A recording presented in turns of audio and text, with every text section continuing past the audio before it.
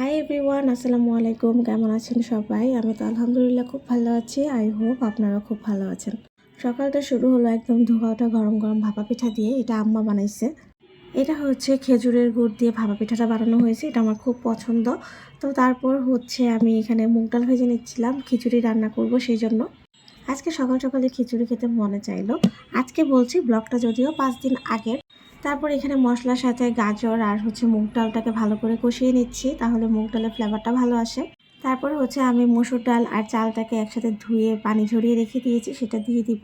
তারপর কষিয়ে টষিয়ে পানি দিয়ে দিব, নর্মালি যেভাবে রান্না করি আর কি। আজকে আমি কোনো কুকিং ব্লগ শেয়ার করতেছি না, জাস্ট হচ্ছে দেখিয়ে দিলাম আমি কি কি রান্না করতেছি। তো তারপর হচ্ছে আমি এখানে এটার সাথে খাওয়ার জন্য মাছের চচ্চড়ি করবো। আম্মা হচ্ছে মাংস রান্না করেছিল, তারপর হচ্ছে ভর্তা করেছিল, তো সেগুলোও খাবো। আর আমি হচ্ছে নিজে যা করতেছি তাই দেখিয়ে দিচ্ছি আর কি। তো আজকে হচ্ছে ওই যে বলে না, একটা গান ছিল যে such a boring day, such a boring people. তো দিনটা ছিল আমাদের ম্যারেজ অ্যানিভার্সারির দিন। যদিও এইবার তেমন কোনো প্ল্যান নাই, নর্মালি হচ্ছে আমি এই দিনটাতে দেখা যায় যে বাইরে ঘুরতে যাই, বা হচ্ছে কিছু একটা রান্না করি, বা রুমটাকে ডেকোরেট করি। যেভাবে হোক নিজের মতো করে একটু স্পেশালি দিনটা কাটানোর চেষ্টা করি, বাট আজকে তো সেটা সম্ভব না, কারণ আমার হাজব্যান্ড তো আমার সাথে নেই। তো এইবারই হচ্ছে অ্যানিভার্সারিতে প্রথম যে আমরা দুইজন দুই দেশে, বেশি না, মাত্র 6370 কিলোমিটার দূরে আর কি। মাত্র বললাম এই জন্য, মাত্র তো একটা একক কেবল। তো আজকের দিনটা হচ্ছে ওই যে থাকে না মাঝে মাঝে যে আমাদের শরীর চলতেছে না, মন চলতেছে না, হাত পা কিছুই চলতেছে না, তাও আমাদের চলতে হচ্ছে, ঠিক সেরকম একটা দিন। যেহেতু একটা বেবি আছে সাথে, তো আমি নিজেই নিজেকে ঠেলতেছিলাম যে না, চলতে হবে চলতে হবে।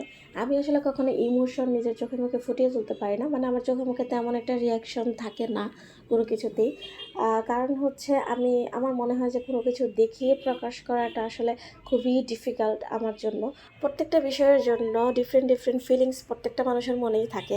কে প্রকাশ করলো এবং কে প্রকাশ করতে পারলো না, তাতে আসলে তেমন কোনো কিছু যায় আসে না। এটা হচ্ছে প্রত্যেকটা মানুষের একটা পার্সোনালিটি।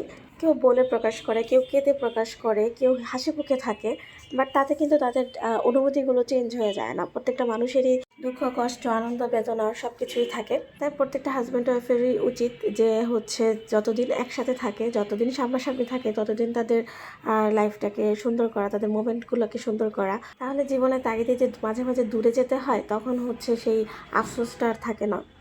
দুপুরে হচ্ছে সারিতের চুলগুলো একটু বড় হয়ে গেছে দেখলাম। আগে হচ্ছে টাক্কু করে দিয়েছিলাম আমি একবার, প্রথমবারের মতো। আগে হচ্ছে সেলুনে নিয়ে গিয়েছি, বা টাক্কু করতে হলে আমার আম্মু করে দিয়েছে বা ওর বাবা করে দিত। বাট আজকে বাসায় কেউ নেই, আজকে শুধু আমার ছোটো ভাই আছে সাথে। তো ভাবলাম যে ওর চুলগুলাকে আমি কেটে দিই। তো অনেকগুলো টিউটোরিয়াল দেখলাম ইউটিউবে, দেখে যেটা সহজ মনে হয়েছে সেটাই অ্যাপ্লাই করা স্টার্ট করলাম।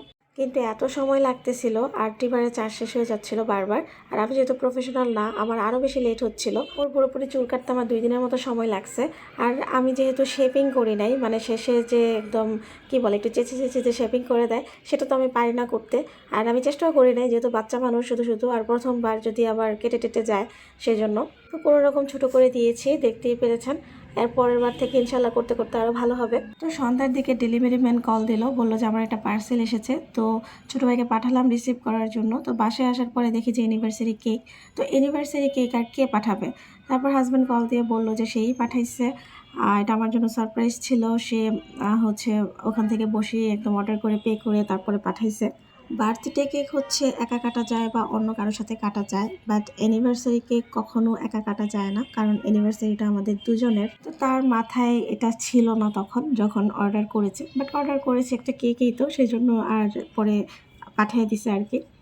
দেখতেই পাচ্ছেন কেকটা সিম্পলের মধ্যে খুবই সুন্দর, আর কেকটা খেতে খুবই মজা ছিল। এটা কফি ফ্লেভারের একটা কেক ছিল। রিসেন্ট আমি চা কফি খুব খাচ্ছি আর কি, তো রিসেন্ট ফেভারিট একটা ফ্লেভার ছিল, তো ভালোই হয়েছে আর কি। তো এখন হচ্ছে আমি কেকটাকে রেডি করে নিচ্ছি কাটার জন্য। বাট আমার খুব হাসি পাচ্ছিল আর কি, যে আমি অ্যানিভার্সারি কেক একা একা কাটবো। ফাইনালি তাকে ভিডিও কলে রেখে তারপর কেকটাকে কাটা হলো। বলে না, লাইফটা হচ্ছে ফুল অফ এক্সপিরিয়েন্স। তো এটা নতুন একটা এক্সপিরিয়েন্স ছিল আমার জন্য, যে একা একা অ্যানিভার্সারি কেক কাটা। তো এটা আমি আসলে কখনো চিন্তা করি নাই যে এরকম একটা দিন আসবে কখনো, বা কতদিন তারপরে কাটবে সেটাও আমি জানি না। আমার যখন খুব বেশি মানে কি বলে মন খারাপ করে থাকার কথা, বা মন খারাপ হয়, এরকম মুহূর্তে আমি আরও বেশি ফান করি, বা বেশি মানে নিজের মাইন্ডটাকে অন্যদিকে ডাইভার্ট করার চেষ্টা করি। এনিওয়েজ দিনটা ভালোই কাটলো একরকম, আলহামদুলিল্লাহ সবকিছুর জন্য। তো ভিডিওগুলো ভালো লাগলে অবশ্যই লাইক, কমেন্ট, শেয়ার এবং সাবস্ক্রাইব করবেন ইউটিউব চ্যানেলটাকে। আর যারা পেজ থেকে দেখছেন পেজটাকে লাইক এন্ড ফলো করবেন, দোয়া করবেন আমাদের জন্য। আসসালামু আলাইকুম।